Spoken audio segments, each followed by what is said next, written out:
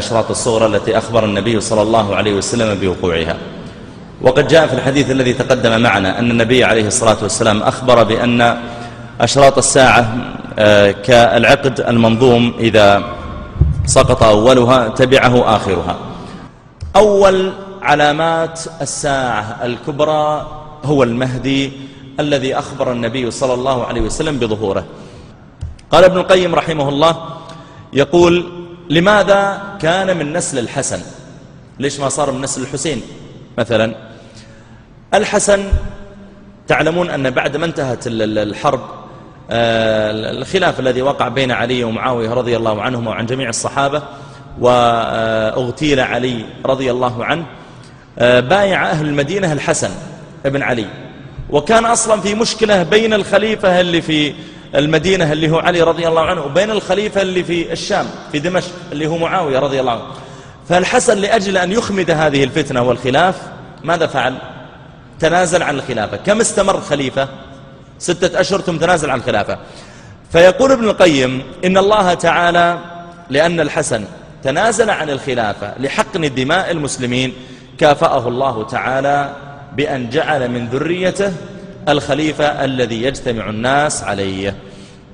مدة حكمه هي 7 سنين، يملأ الأرض خلالها عدلا كما ملئت ظلما وجورا، وتنعم الأمة في عهده نعمة عظيمة، تخرج الأرض نباتها وتمطر السماء قطرها، ويعطي المال بغير عدد. يعطي المال يعني يصير عنده أموال، يجيه واحد يقول عطني مال، ما يعد له، لا، يبدأ يحثو ويكب عليه، يحثو ويجعل في حجره أو في الذي معه. وسيأتي بعد قليل سياق الحديث في هذا. من أين يخرج المهدي؟ أهل العلم ذكروا أحاديث أن المهدي يأتي من قبل المشرق، من قبل المشرق. وإذا قيل المشرق عني به كل ما شرق المدينة، وشرق المدينة يشمل مثلا نجد، ويشمل المناطق الشرقية عندنا والبحرين وغيرها، ويشمل أيضا إذا قيل أرض المشرق ماذا يعنى بها؟ اتركك من جزيرة العرب، ماذا يعنى بها؟ ممكن الصين وخراسان، فارس اللي هي العراق، إيران، أفغانستان، الجمهوريات الاتحاد السوفيتي سابقا، شيشان، داغستان، أوزبكستان، باكستان، أيضا كشمير، الهند، هذه كلها اسمها المشرق. جاء في بعض الحديث أنه يخرج من المشرق، وجاء في أحاديث ثانية أنه يكون في المدينة، فيختلف 3 من أبناء الخلفاء على كنز سيأتي بعد قليل الكلام عليه، فيشتد خلافهم فيخرج من المدينة كلها، يخرج ويذهب إلى مكة. فإذا ذهب إلى مكة عرف الناس بأنه المهدي فيبايعون في مكة، فإذا بايعوه في مكة يأتي جيش من الشام يأتي لأجل قتاله، فيخسف بهذا الجيش الذي جاء من الشام. إذا خسف بهذا الجيش عرف الناس أن هذا المهدي، ما عاد فيه كلام، فيأتيه أبدال أهل الشام، ويأتيه ناس من العراق، وتأتيه رايات سود من قبل المشرق ينصرونه، وكل هذا سيأتي بعد قليل بيانه بالأحاديث. طيب، هذا الرجل من أهل السنة يأتي من قبل المشرق من يؤيده طبعا، وإلا هو ما يخرج من قبل المشرق. عند خروجه لا يكون لوحده، بل يؤيده الله بناس من قبل المشرق يأتون ويجاهدون في سبيل الله كما ورد بذلك الحديث. وقت خروجه متى يخرج يا جماعة؟ هل في وقت معين؟ يعني هل قال النبي صلى الله عليه وسلم يخرج مثلا ساعة 8 يوم الاثنين 25 مثلا 1425 مثلا؟ هل حدد التحديد؟ كيف أجل حدد؟ كيف أخبرنا متى بيطلع؟ لما تكثر الفتن. ذكر لنا طبيعة معينة تكون عندها تكثر الفتن، مثل ما قال الرجل يا رسول الله متى الساعة؟ ماذا قال له؟ إذا ضيعت الأمانة فانتظر الساعة. ذكر له صفة معينة، إذا أسد الأمر غير أهله انتظر الساعة. فأحيانا يسأل النبي صلى الله عليه وسلم عن وقت، ما يعطيك الوقت، يعطيك صفة معينة، إذا صارت خلاص ترى الساعة بتقوم. وقت خروجه عندما طبعا تكثر الفتن، ويقتتل 3 من أولاد الخلفاء على كنز الكعبة، كلهم يريد الاستيلاء عليه ولا يكون لواحد منهم. من هم أولاد هالخلفاء؟ قد يراد به أولاد خلفاء سابقين، يعني هذا لما تنظر في نسبه تجد أنه ينتهي مثلا بالخليفة عثمان، تنظر في سنة هذا ينتهي في نسبه ينتهي إلى معاوية مثلا بن أبي سفيان، هذا ينتهي إلى خليفة ثالث مثلا من خلفاء بني أمية أو بني العباس مثلا. وقد يكون المراد يا جماعة بخليفة إيش؟ حاكم معين، يعني يكون إما يجتمعون عند الكعبة أو في غيرها، المهم أن يقع بين هؤلاء الثلاثة حرب، بين هؤلاء الثلاثة يقع فيها مقتلة عظيمة، عندها يخرج المهدي على الناس فيبايع له عند الكعبة. جاء في بعض الأحاديث ما ذكر قال كنز الكعبة، جاء في بعض الأحاديث قال يقتتل عند كنزكم هذا 3 خلفاء أبناء 3 رجال كلهم ابن خليفة فيخرج المهدي. إيه ما هذا الكنز؟ في كنز ذكرناه قبل من أشراط الساعة الصغرى يقتتل عليه الناس ولا ينجو من كل 100 إلا واحد،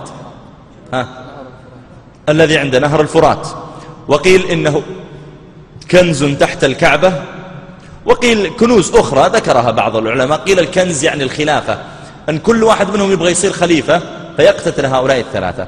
المهم أن المهدي إذا وقع الخلاف وصارت مثل الحرب الأهلية، الناس يا جماعة ما عندنا حاكم، ما عندنا خليفة، ما عندنا أحد يضبط أمورنا، أول ما يطلع المهدي يبايعه الناس جميعا، خاصة لما يخسف بالجيش. عن ثوبان رضي الله عنه قال يقتتل عند كنزكم 3 كلهم ابن خليفة ثم لا يصير إلى واحد منهم.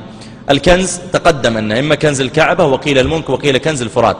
قال ثم تطلع الرايات السود من قبل المشرق. ماذا تفعل الرايات السود إذا طلعت؟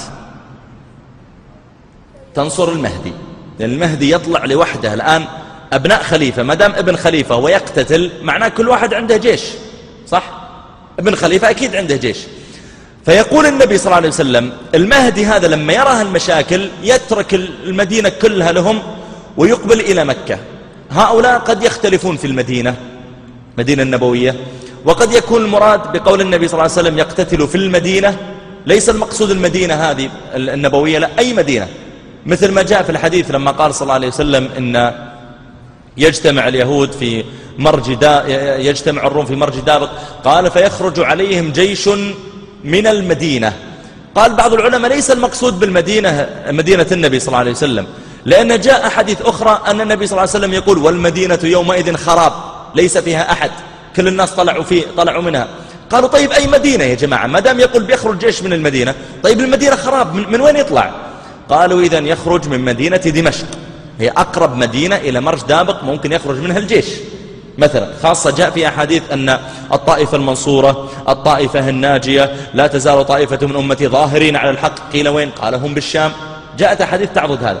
فلما يقول يا جماعة أن المهدي يخرج من المدينة إلى مكة، ترى ليس شرطا أن تكون مدينة نبوية، يمكن أي مدينة في العالم ما تدري يخرج، أهم شيء أنها مدينة وليست بادية وليست قرية، لا، مدينة فيها ناس وله أتباع، يخرج منها ويذهب إلى مكة يفر بدينه، أترك لكم المشاكل وأترك لكم كذا، ثم تأتي الرايات السود لنصرته. اسمع ماذا قال صلى الله عليه وسلم في الحديث. قال صلى الله عليه وسلم تطلع الرايات السود من قبل المشرق. ركز معي في الحديث كيف رتب. يقتتل عند كنزكم 3 كلهم ابن خليفة ثم لا يصير إلى واحد منهم. ما هو اللي لا يصير إلى واحد؟ الكنز. قال ثم تطلع الرايات السود من قبل المشرق. قال فيقتلونكم قتلا لم يقتله قوم. طيب من هم اللي يقتلونكم قتلا؟ الرايات السود يبدأون يقاتلون هؤلاء اللي اختلفوا على الكنز اللي يفصل بينهم المهدي مع الرايات السود. قال ثوبان ثم ذكر شيئا لا أحفظه فقال فإذا رأيتموه فبايعوه ولو حبوا على الثلج. رواه ابن ماجه وهو حديث صحيح. كل الحديث اللي أسوقها عموما صحيحة، وسأسوق في الأخير بعض الحديث ضعيفة التي وردت عن المهدي. إذن النبي صلى الله عليه وسلم يقول إذا جاءكم المهدي وجاءت الرايات السود بايعوه. طيب يا جماعة لماذا اختاروا أن تكون الرايات سود؟ وكيف نجمع بين خروجه في مكة ومجيء الرايات السود من خراسان؟ ماذا نعني بخراسان؟ المشرق. خراسان تعني فارس، وخراسان تعني إيران، باكستان، الجمهوريات روسيا، وهذه كلها تسمى خراسان. طيب هو بيطلع في مكة، إيش دخل خراسان؟ من الذي يأتي من خراسان؟ المهدي ولا من؟ الرايات السوداء التي ماذا تفعل؟ تنصره. والمهدي يكون في مكة. إذن أولئك يسمعون